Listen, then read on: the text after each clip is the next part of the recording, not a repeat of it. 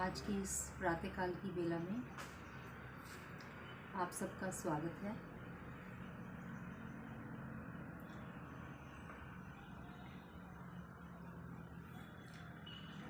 आज जीवन के महत्वपूर्ण काल ब्रह्मचर्य काल पर हम चर्चा करेंगे। जीवन को 4 भागों में बांटा गया है: ब्रह्मचर्य, गृहस्थ, वानप्रस्थ और संन्यास। चारों भागों का अपना अपना महत्व है और जीवन निर्माण में चारों का पूर्ण योगदान है।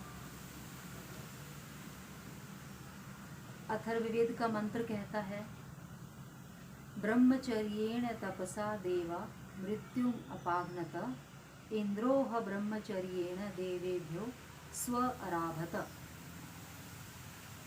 ब्रह्मचर्य के तप के द्वारा देवता लोग, देवजन मृत्यु को जीत लेते हैं, मृत्यु को भी हरा देते हैं।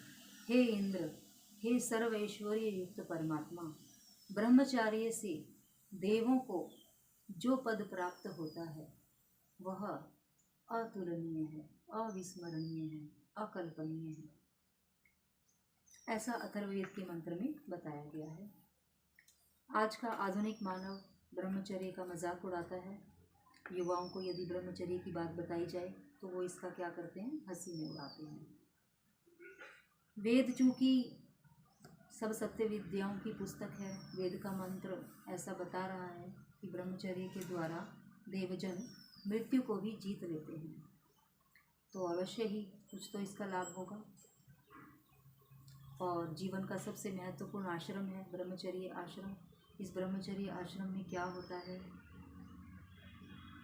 क्या इसमें करना होता है, कैसे ये सबका आधार बनता है और क्या अर्थ है इसका, आइए इन बातों पर हम मिलकर विचार करते हैं।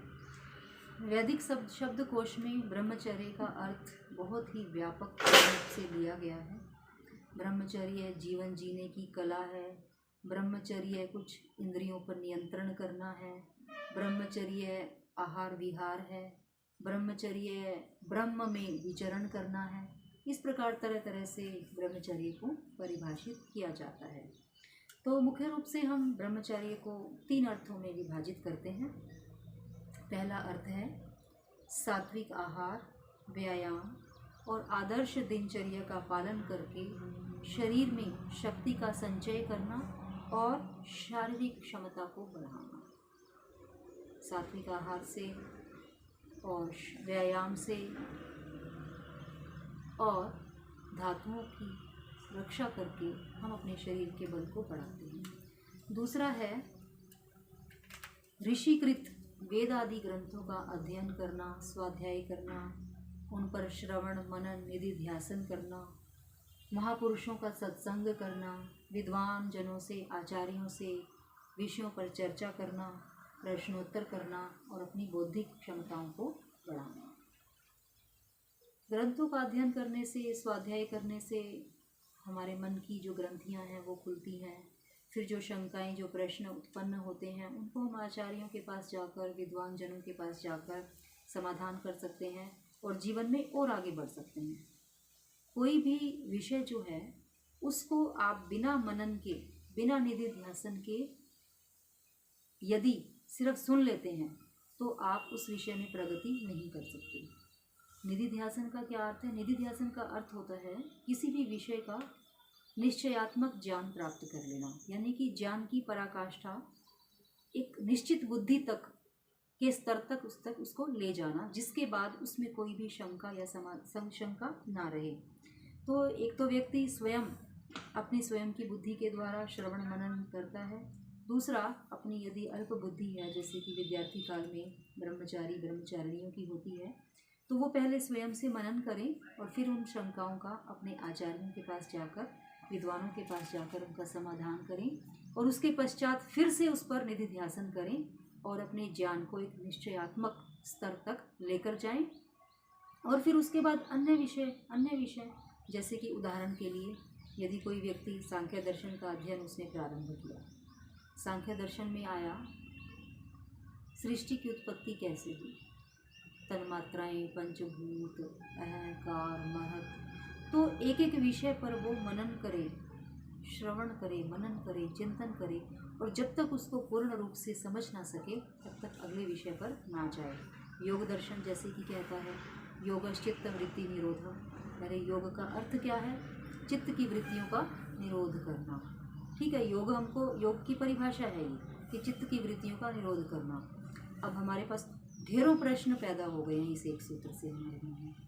चित्त क्या है, मन क्या है, मन की वृत्तियाँ क्या हैं, तो ये सारे जो विषय हैं ये हमारे क्या हैं? निधिध्यासन के विषय हैं। तो ब्रह्मचर्य काल हमको एक ऐसा अवसर प्रदान करता है जिससे हम ऐसे गूढ़ विषयों पर चिंतन करें, मनन करें, निधिध्यासन करें, विद्वानों के पास जाकर चर्चा करें और अपने मानसिक बल को बढ़ाएं।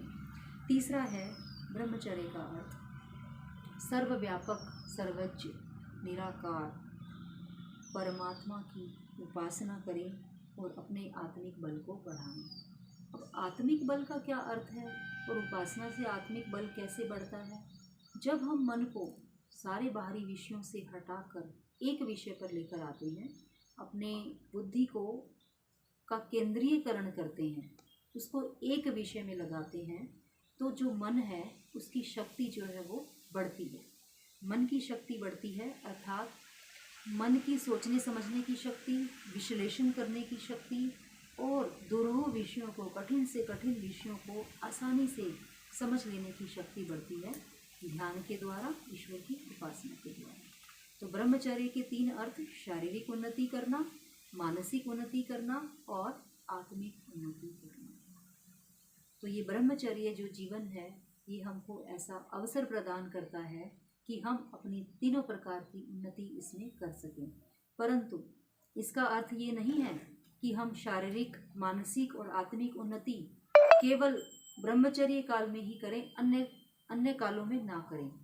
ब्रह्मचर्य तो एक आधार है, एक फाउंडेशन है जो आपको ये चीज़ें सिखाता है कि इनको कैसे करना है, और बाकी आश्रमों के लिए आपको एक आधार, एक बेस प्रदान करता है, फाउंडेशन प्रदान करता है। और ये सब चीज़ें यहाँ सीखने के बाद आपको अन्य आश्रमों में उन सब का प्रयोग करना है। ब्रह्मचर्य आश्रम आपको सिखाता है कि इनको ऐसे करना है। किसके लिए सिखाता है? गृहस्थ आश्रम के लिए सिखाता है, वानप्रस्थ के लिए सिखाता है और संन्यास्त के लिए सिखाता है। इसीलिए इसको सारे आश्रमों में सबसे अधिक महत्वपूर्ण आश्रम कहा गया है। अब जो मंत्र कहता है कि ब्रह्मचर्य के तप के द्वारा देवगण मृत्यु को भी जीत लेते हैं, मृत्यु पर भी विजय प्राप्त कर लेते हैं। वो कैसे? क्योंकि जो एक ब्रह्मचारी होता है उसका मन, शरीर, तन, मन और आत्मा जो है वो संतुलित अवस्था में है। उस पर जो बुराइयां हैं, कुरीतियां हैं, दुर्व्यसन है, काम, क्रोध, मोह, लोभ, लालच, ये उसको ग्रसित नहीं करते हैं, उसको पीड़ित नहीं करते हैं, क्योंकि बुद्धि जो है वो सात्विक अवस्था में रहती है, संतुलन में रहती है, हर विषय को सोच समझ कर निर्णय लेता है और कोई भी अनिष्ट वो अपना नहीं करता है, सदा अपना भला ही करता है, सदा कल्याण ही करता है, अपना भी कल्याण करता है और दूसरों का भी कल्याण करता है। तो कोई भी अनिष्ट से वो बचा रहता है। तो अनिष्ट क्या है? अनिष्ट क्या है? मृत्यु है, और अनिष्ट से दूर रहना क्या है? जीवन है। तो इस प्रकार देवगण ब्रह्मचर्य के तप के द्वारा अनिष्ट से बचे रहते हैं और अपने जीवन का अच्छे से निर्माण कर पाते हैं। मंत्र के दूसरे भाग में कहा है कि देवगण जो है ब्रह्मचर्य के कारण ही जीवन के उच्चतम लक्ष्य, अंतिम लक्ष्य को प्राप्त करते हैं। हमारे जीवन का अंतिम लक्ष्य क्या है? परमानंद को प्राप्त कर लेना, परम पिता परमात्मा के आनंद को प्राप्त कर लेना ही हमारे जीवन का अंतिम लक्ष्य है। तो ब्रह्मचर्य के द्वारा, ब्रह्मचर्य की साधना के द्वारा हम इस अंतिम लक्ष्य को भी प्राप्त करने में सक्षम हो पाते हैं। तो इसलिए हम कह सकते हैं कि ब्रह्मचर्य हमारे जीवन का आधार है, क्योंकि हम सारे बातें इसी में सीखते हैं। तो इन्हीं शब्दों के साथ हम अपनी बात को विराम देते हैं। ओम